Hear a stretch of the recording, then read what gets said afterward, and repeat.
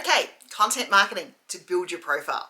You've heard people say it, you've heard me say it, you've heard lots of experts say it, but what does it actually mean? How do you use content marketing to build your profile without it being an absolute time suck from your day? Well, that's what we're going to explore in today's episode.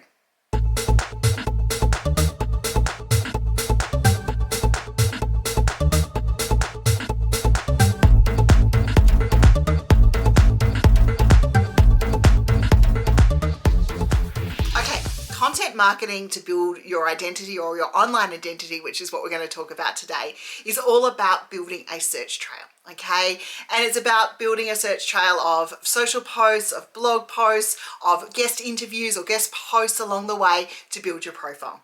Now, as a marketing expert, I talk my talk and I try to walk my talk, but I even know that there are times that I'm going, man, this is a massive time suck and what am I doing? But the reality of it is the investment in time we put into organic marketing helps us with search. It helps us then when we run our paid and our advertising campaigns as well. So from a content marketing point of view to build your online identity, there are a couple of reasons you want to do it. If you're looking at working with the media, the first place a journalist is going to go after they've got your media release or your profile is they're going to run to search.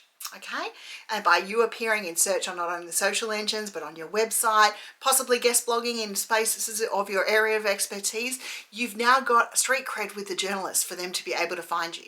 Now, the journalist isn't the only person going to be doing that search. Your online identity is also going to be searched by your customers. Everyone's got a device. They've got Google. They can even talk to Google now and run a search on a person to find out what they're doing. So they're going to have a look at your online identity.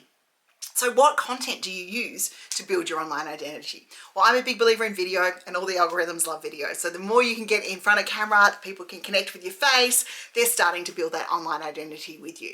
But there are some other good ways for you to build your online identity as well. And that is to do reviews. Now, having reviews of your business from your clients, from your customers, that builds the trust factor and it builds the credibility factor of, okay, this person knows what they're talking about. So if you're not including it in your marketing, I would include asking your people to leave a review on it, whether it's your Facebook page, it's your LinkedIn profile, your testimonials, and get out there and leave reviews. Now, if you're struggling to get those reviews from your customers, template up a review opportunity for them to be able to leave you a review nice and easily. Say what it was, little simple things like, when I first started working with X, I was feeling like this. Now we have whatever the solution is that you have given them along the way. So that's a quick, easy way to build your online profile through content. Okay, the other way to do it is to share tips. So it's to share video tips like this. It's to maybe create a series of social media memes and tips that go along and help you connect with your market. Those tips, especially if you're using your face, once again, create a connection. They also create a visual identity. If you don't want to use your face, make sure that you're using a set of templates that are on brand and on message for you and your market. And then I come into the world of blogging. I love the world of blogging because written content on your website, the search engines can index, they can find. And then you build your profile and you build the chance of people being able to find you.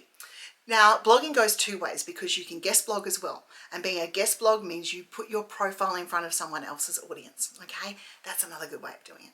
Now, there's another form of content that you can use is podcasts, and that's audio. And that's being able to engage another learning style, the people who like to listen. So you can create your own podcast, put it on your blog, or you can appear on other people's podcasts. And if you start new to the world of podcasting, I suggest being a guest and appearing on a couple of other people's podcasts first before you delve into it all yourself. So building your profile through online content then comes into the automations area because I'm a big believer in automating it. So if the content you were creating is evergreen, you can use tools like MeetEdgar or Missing Letter or Metricool or any of them out there to be able to share your content again and again.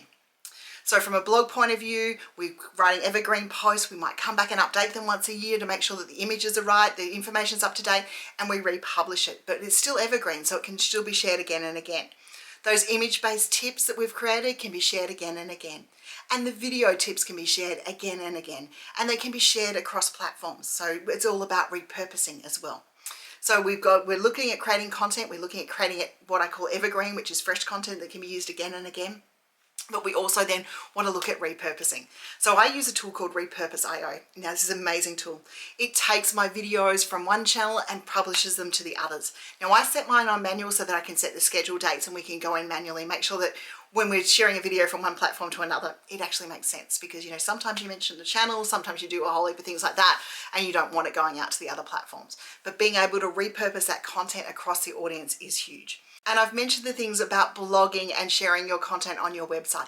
Those blog posts that you've got, the podcast that you've created, grab sound snippets, grab little pieces of text snippets and start to create them into tip-based and social media posts as well.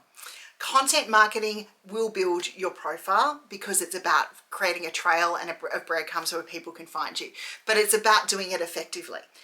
You want to really tap into making sure that you're sharing your knowledge, your expertise in the right places, in front of the right audiences, and on your own platforms as well. Then it's about capturing those people who come to your website by offering opt-ins, lead magnets, the opportunity to sign up to your newsletter, and book discovery calls with you to have the conversation about how they use your product and service.